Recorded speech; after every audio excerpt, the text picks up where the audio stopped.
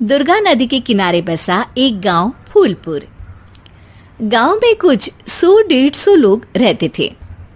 अंजलि, जो कि पास ही के जिले में रहती थी और 12वीं पास कर चुकी थी, उसके पिताजी ने बेटी को जल्दी विदा करने के लिए उसकी शादी फूलपुर गांव के मुकेश से करवा दी थी। मुकेश कभी स्कूल नहीं गया था और इस कारण वो पढ़ा लिखा नहीं था और बाकी गांव वालों की हालत भी मुकेश जैसी ही थी। मुकेश के घर में उसके माता पिता भी रहते थे। सासू माँ, मैं बाहर मंदिर तक जा रही हूँ, आधे घंटे में आ जाऊंगी। अरे अभी कहीं जाने की जरूरत नहीं है, चुपचाप जाके रसोई में रात के खाने की तैयारी करो। और ये घूंघट क्यों हटा लिया है तुमने? क्या पता नहीं कि इस गांव में औरतें बिना घूंघट के नहीं रहती? रात में अंजलि छत पर जाकर अपनी मम्मी से बात कर रही होती है। तभी गांव की 3-4 औरतें उसे देख लेती है और दरवाजे पर आकर उसकी सास से शिकायत करने लगती है। और क्या हुआ? अरे छत पे तो देखो, आपकी बहू मटक मटक के किसी से फोन पर बात कर रही है। दिन भर फोन पे लगी रहती है। अरे कल तो मंदिर के पास वो क्या कहते हैं, सेल्फी ले रही थी।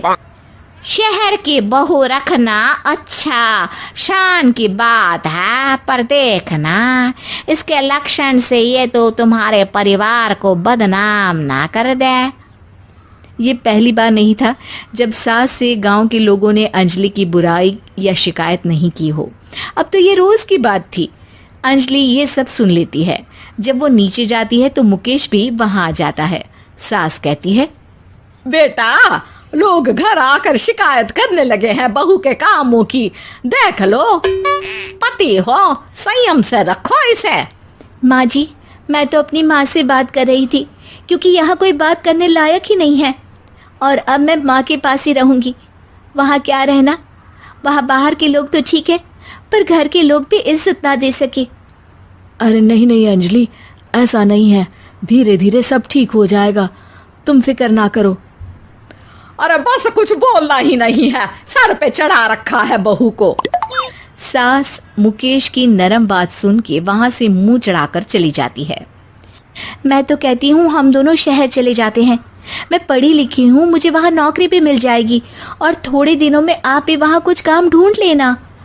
अरे नहीं नहीं अंजलि, हम यहाँ ना गांव का खेत, माँ पिताजी को छोड़कर शहर नहीं जा सकते। माँ पिताजी को कैसा लगेगा और गांव वाले क्या सोचेंगे? ये कहकर मुकेश सोने चला जाता है और अंजलि की गांव वालों द्वारा बुराई का सिलसिला बहुत दिनों तक चलता ही रहता है। लेकिन अंजलि गुस्सा ना दिखाते हुए समझदारी से काम लेती है। बारिश का मौसम चालू हो जाता है। जोरदार बारिश से पूरे गांव में हाहाकार मच जाता है। दुर्गा नदी में बाढ़ आ जाती है और बाढ़ का पानी पूरे गांव की फसल तबाह कर देता है।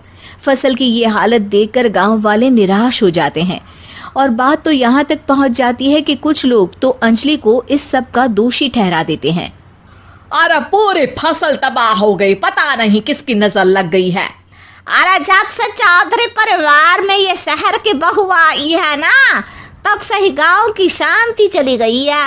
इसके कर्म कांड से माँ दुर्गा नदी भी खुश नहीं है। ये सब सुनकर बेचारी अंजलि रोते हुए अपने घर चली जाती है। कुछ दिन बाद सभी गांव वाले अपनी फसल का मुआवजा लेकर अपने अपने घर आते हैं। मुकेश भी 1500 लेकर आता है। अंजलि को जब पासबुक दिखाता है तो अंजलि हैरान हो जाती है। अरे, ये पासबुक में तो उन्होंने 4000 की एंट्री करी है और आपको सिर्फ 1500 दिए। सच में? अरे वो सरकारी अफसर आपको बेवकूफ बना रहे हैं। सरकार की तरफ से हमें 4000 मिले हैं, लेकिन बाकी का सारा पैसा खुद ही खा रहे हैं। आप लोग के अनपढ़ होने का फायदा उठा रहे हैं। ये सब सुनकर मुकेश परेशान हो जाता है, लेकिन अंजलि उसे हिम्मत से काम लेने को कहती है और सुबह होते ही मुकेश को पंचायत कार्यालय ले जाती है और साथ में गांव के और लोगों को भी। आप सरकारी बाबू क्या गांव के लोगों को बेवकूफ समझते हैं? आपको क्या लगता है ये पढ़े लिखे नहीं है तो आप कुछ भी मनमानी करेंगे? ये बेचारे दिन रात इतनी मेहनत करते हैं, ये हमारे अन्नदाता हैं और आप इनके साथ ऐसा धोखा करते हैं। अरे क्या बके जा रही है ये लड़की, किस धोखे की बात कर रही है? अपने कांड करके नदी माँ को नाराज करके हमारा नुकसान करके इसे चैन नहीं मिला क्या? सरपंच जी, इन सरकारी बाबू ने मुझे बेवकूफ बनाया है और मेरे हिस्से के पैसे खुद चट कर गए। बस ये सुनते ही सरपंच वहाँ से दुम दबाकर भाग जाता है। पता चलता है कि जनपद अधिकारियों ने गांव के सरपंच के साथ मिलकर सबके साथ धोखा किया है। सब लोगों का विरोध शुरू हो जाता है और आखिर में अधिकारी सब गांव वालों के हिस्सों के बचे हुए पैसे उन्हें लौटा देते हैं और कई दिन तक सरपंच गांव में लौटता ही नहीं। अंजलि, तुम नहीं होती तो हम गांव वालों को तो पता ही नहीं चलता कि ये हमें हर बार बेवकूफ बनाते हैं। हाँ हाँ अंजलि बेटी, हमें माफ कर दो। हम सब तुम्हें बुरा भला कहते रहे, लेकिन तुमने ही आज हमें बेवकूफ बनाने से बचाया है। हमें तुम पर गर्व है बेटी। अब समझ आया कि सरपंच तुमसे नहीं, तुम्हारे पढ़े लिखे होने से नफरत करता था। क्यों ना इस बार हम अंजलि को ही सरपंच पद के लिए चुन ले? क्या कहते हो गांव वालों? पढ़ी लिखी सरपंच। बस पूरा गांव अंजलि के लिए ताली बजाता है और अंजलि की सास उसे खुशी से गले लगा लेती है।